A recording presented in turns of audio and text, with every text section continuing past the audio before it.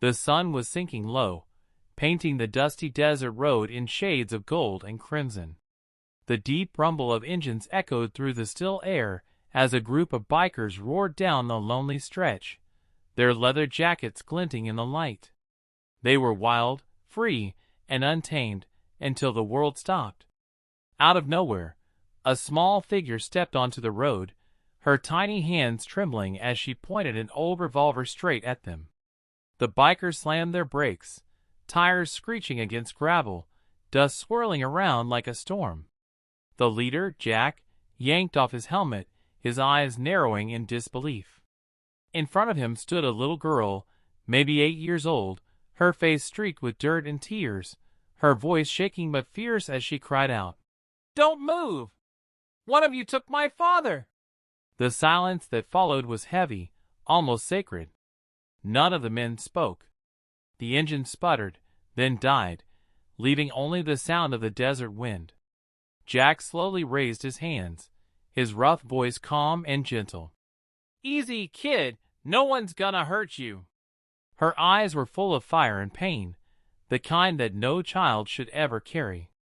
The revolver wavered in her grip, but she held it tight, her small body trembling under the weight of both fear and hope. Jack could see it wasn't anger that brought her here.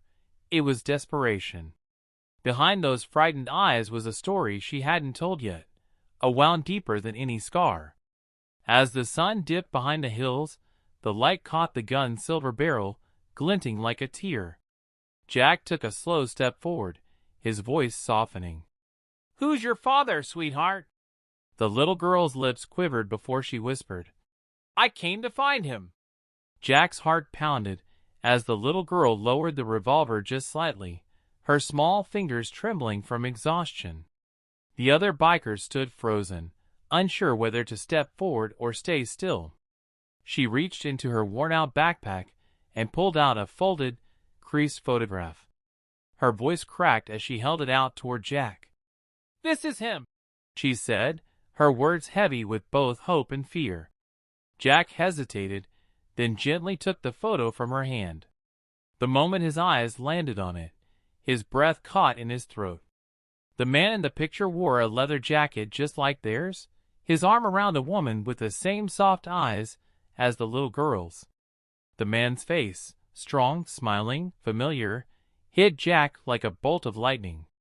It was Ben Carter, his best friend, his brother in every way but blood.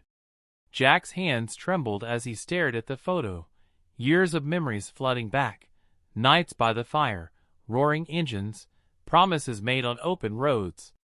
Ben had disappeared years ago after a terrible accident.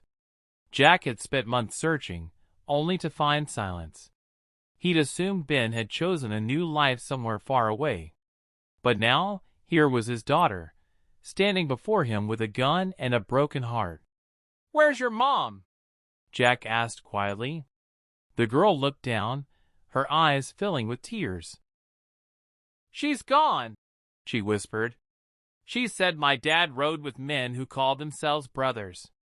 I thought maybe one of you knew him, or took him from me." The wind swept across the road, carrying the weight of her words.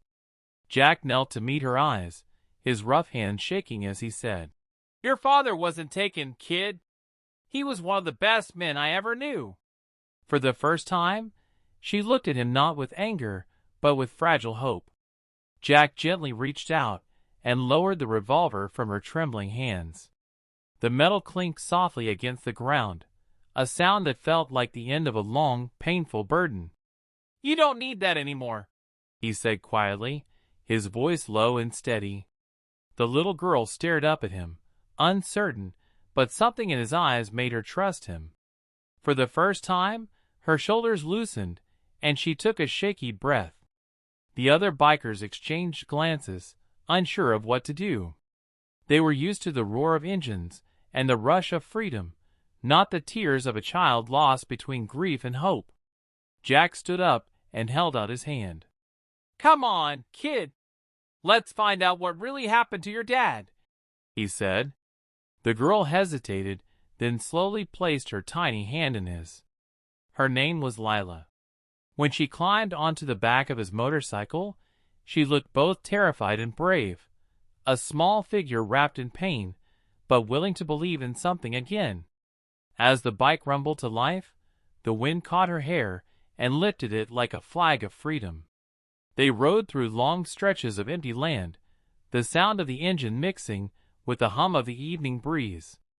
Along the road, Jack told her stories about Ben, how he'd once saved a stray puppy from the rain, how he'd never left a friend behind. Each word seemed to light a spark in Lila's heart. For the first time in years, she smiled. Jack felt something inside him shift, a quiet, aching promise forming deep in his chest.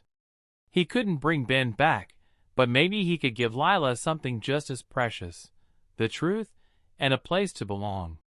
Days later, their journey ended in a small, quiet town nestled between the hills. The sky was gray, and the air smelled faintly of rain. Lila clutched the worn photograph in her hands as Jack led her through a narrow path behind a white church. At the end stood a simple wooden cross beneath an old oak tree. The name carved into it made Lila's knees go weak. Ben Carter. Her father. Her small body trembled as she dropped to the ground, pressing her palm against the cold earth. Tears spilled down her cheeks, silent at first, then breaking into soft, aching sobs.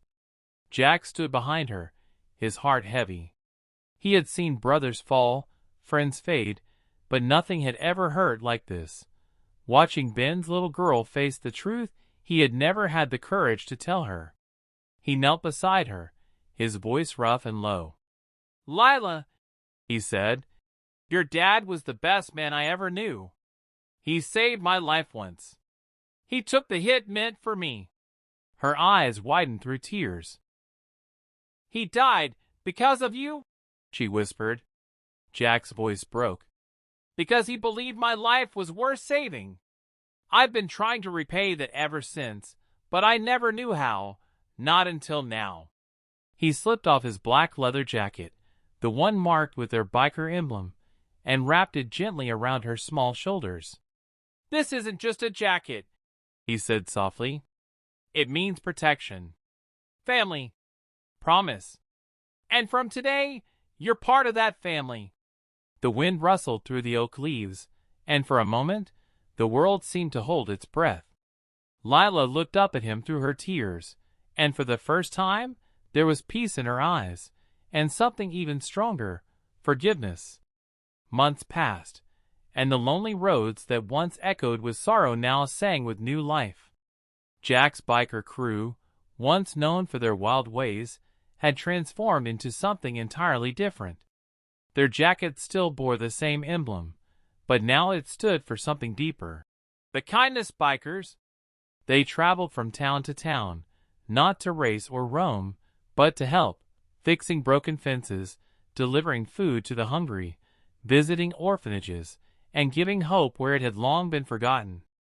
And riding proudly beside them, in a small sidecar with her father's photo tucked safely in her jacket, was Lila. Her laughter, once lost in the silence of grief, now blended with the sound of roaring engines and open skies. She'd wave at children from the roadside, tossing them candies and smiles.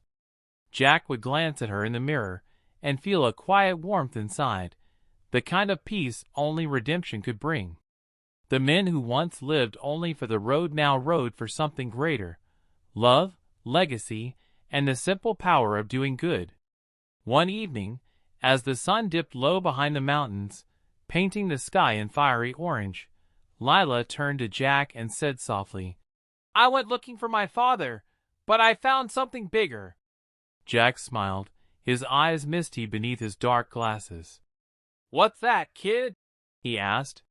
She looked ahead at the long, endless road, her voice strong and certain. "A family made of kindness."